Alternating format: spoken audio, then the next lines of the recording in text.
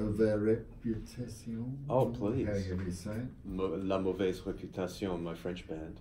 Yeah, we're going up to Majors Creek Festival in a few weeks to play. It'll be fabulous.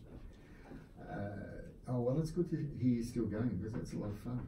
Yeah, it's been 12 years since that band started up. Yeah, and you play sort of what gypsy Django Reinhardt inspired stuff with very fast guitar with fancy chords, which you actually only need a couple of fingers to play. If you're Django, you only need a couple of fingers to play. If you're the rest of us, you need every single fibre of your being to get your head around exactly what's going on with his solos. I'm only the rhythm guy, so I don't try and do Look, rhythm in those bands is hard enough. It's more a percussive thing, a rhythm thing, isn't it? Yeah, you're right. The jazz guitars, the gypsy jazz guitars are really... big things. They sound like a snare drum almost. Yeah, because I saw this swing band that were playing at Brunswick Festival years ago. Brunswick Music Festival, just in the street. I can't remember. It was Corio or something or whatever. I can't remember what their name was, but it looked like a lot of people having fun. But they were pretty acoustic. You know, they were singing through tubes and through tones. Oh, fantastic! In unison, and but they had the guitarist struggling away up the back with this huge, big F-hole job, or even like those crazy oval-hole jobs. Yeah. And I thought, he's doing all these fancy chords, but really it was a bit like banjo-like, and it was just keeping that rhythm going very tightly. Yeah, that's right. It was a guitar the gypsy jazz guitar was designed to really try and compete with the banjo, because the guitar didn't get a look in at that time because it was too quiet. Well, exactly, and this is what this guy was faced with. No microphones, he was just plugging away, but you could hear it. It was there, and if it hadn't been there, it would have made a hell of a difference. Yep. But I felt sorry for him, because his fingers were playing all these impossible chords, and all he got was... That's right. Well, I decided for my own music, I just go to folk guitar. It'd be very gentle. It's quite the opposite end of the spectrum. Yeah, much easier on the fingers. How long has the Floyd Thursby moniker been going? Gee, that's been going, I'd say since about 2001, I'd say. That's a long, long time. It's been a while, Must yeah. have started young. That's right. Well, you see, I saw a movie, and the movie was called The Maltese Falcon, starring Humphrey Bogart. And in that movie, there's a bad guy in it called Floyd Thursby.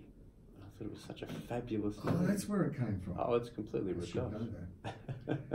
Well, a lot of things ripped off. Let's face it. They probably ripped off that from somewhere else. Floyd Thursby. And so that's to differentiate your other work. You sort of can wear different hats. So yeah, that's right. Yeah. It is 26 minutes to 9, so time's getting away from us. I don't know how many songs you want to play. As many or as little as you like. All right, let's start off with one now. Floyd Thursby in the studio live.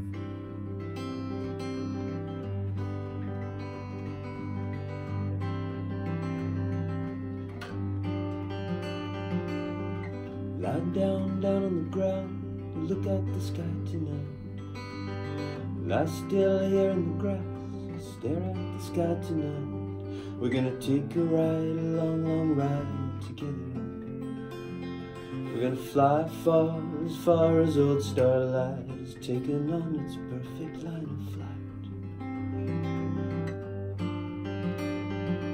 Seasons come and seasons go, and no one knows the time except the sun. But everyone can see the stars tonight. Lie down on the ground to look at the lonely moon. Lie still here in the grass, stare at the lonely moon. We're gonna take a ride, a long, long ride together. We're gonna fly high as the moon in June, on chords of this familiar tune. Seasons come and seasons go, and no one knows the time except the sun. But everyone can see the stars tonight.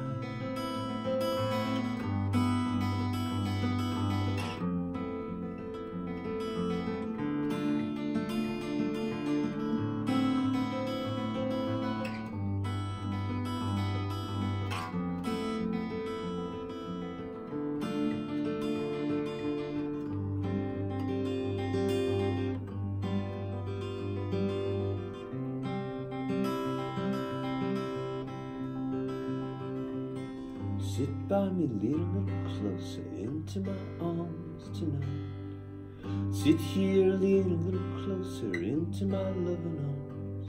We're gonna find the time to sing to the sky together. We're gonna find the time to sing that rhyme. Remember all the lines we never learned.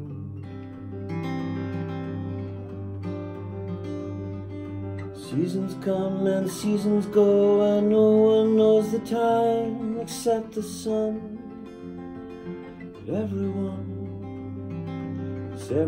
can see the stars tonight. 'Cause everyone can see the stars tonight.